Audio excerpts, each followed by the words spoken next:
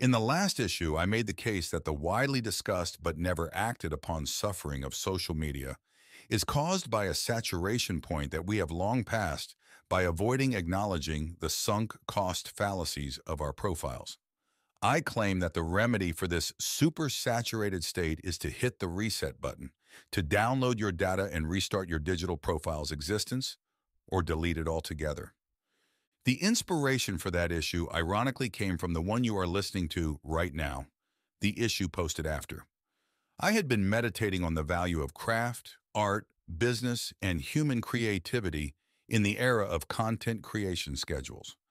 The seed of last issue's craft argument was that if you are truly good at what you do and have a strong base of self-esteem, deleting your profile should be an overall good thing for your craft, as it will allow you to prove it wasn't luck that got you to success in the first place.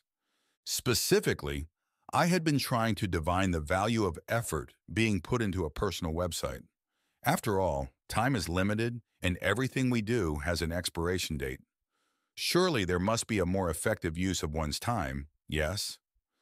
The answers I found in this process took me from the caves of Lascaux to the Twitter page of Mr. Beast. Following is a short journey into incentive structure, motivation, and finding what it means to be an artist. Let's start in 1905. The modern W.J. Dawson.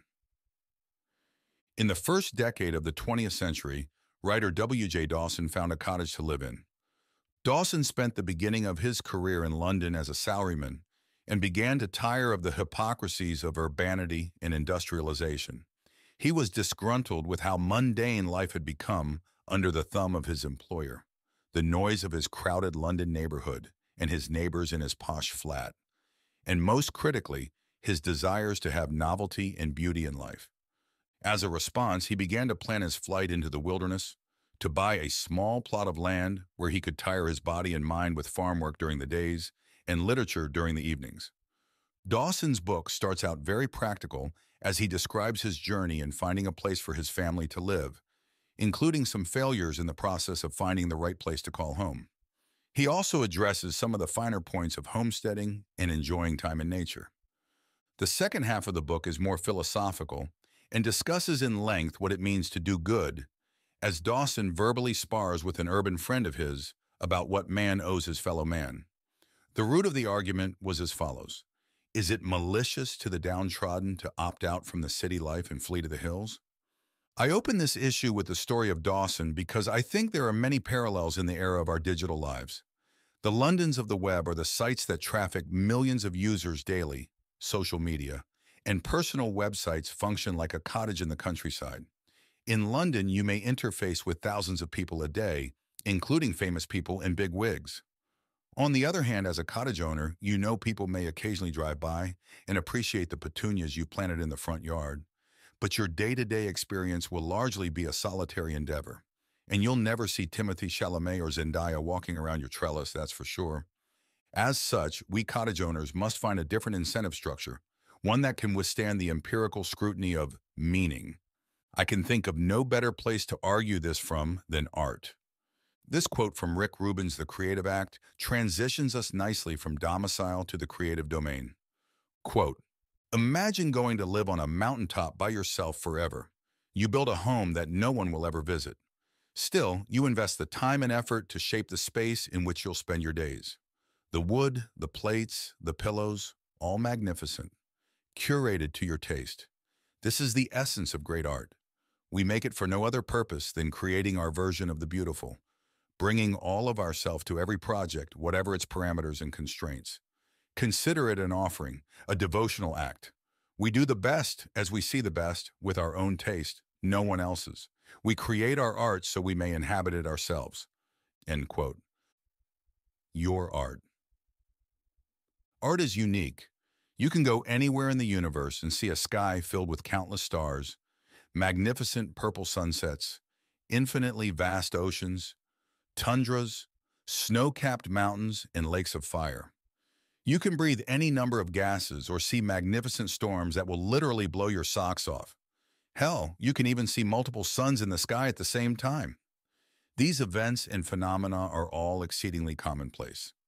But as far as our modern knowledge reaches, There is only one place and time you can experience art, here on Earth, in the era of the Holocene. In other words, there are few things more rare in the universe than your favorite book. In its truest form, art resists any attempt at summarization. Art can be multiple things to someone, or one thing to many. The highest compliment an artist who has mastered their craft can receive is, "I love this work, but I struggle to define it. So I tell my friends they have to see it themselves and decide." Even the earliest art mankind produced was done as an offering of sorts, a gift to the muse that lives in your head.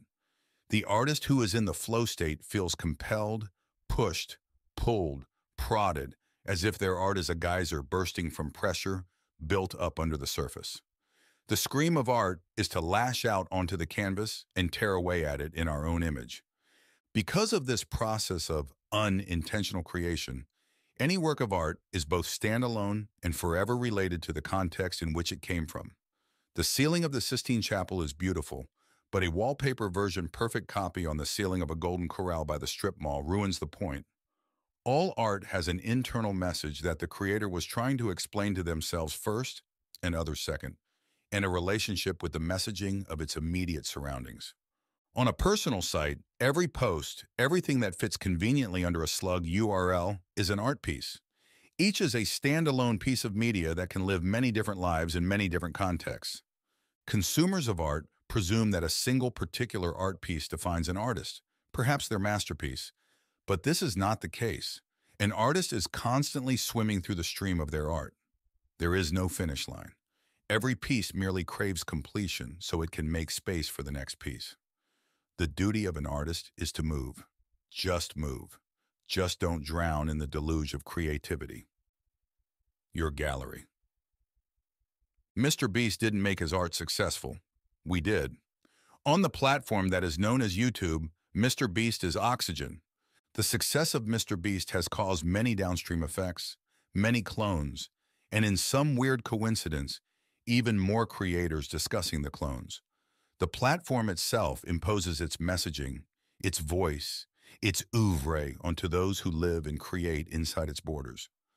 But success is relative, and few of us ever become larger than the name we were born into.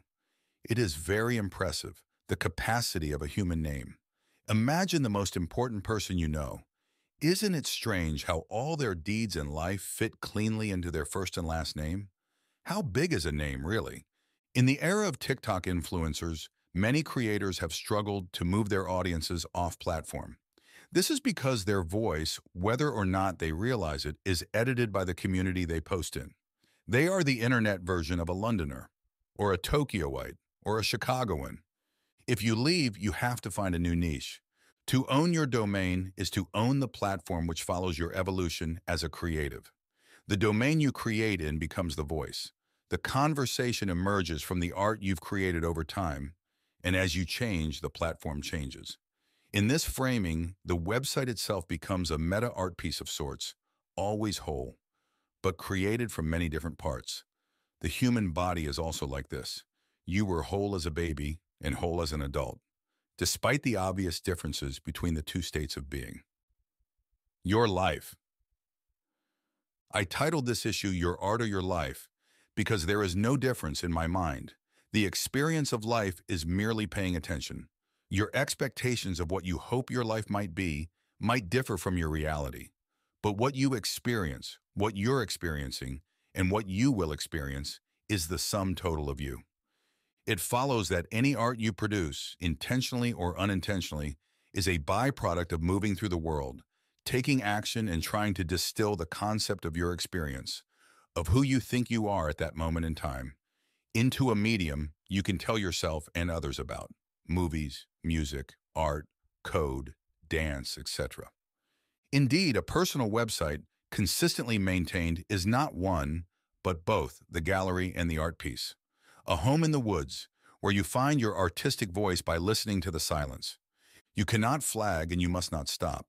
You must work on your site with fervor, while also allowing it to grow and die slowly as the years creep by. It must breathe with you, be born with you, and perish with you. You must create with the seasons of your life to follow the voice in your head wherever it may lead. In sum, In the first decade of the 20th century, writer W.J. Dawson found a cottage to live in. And in the third decade of the 21st century, writer Bram Adams found a domain to create in.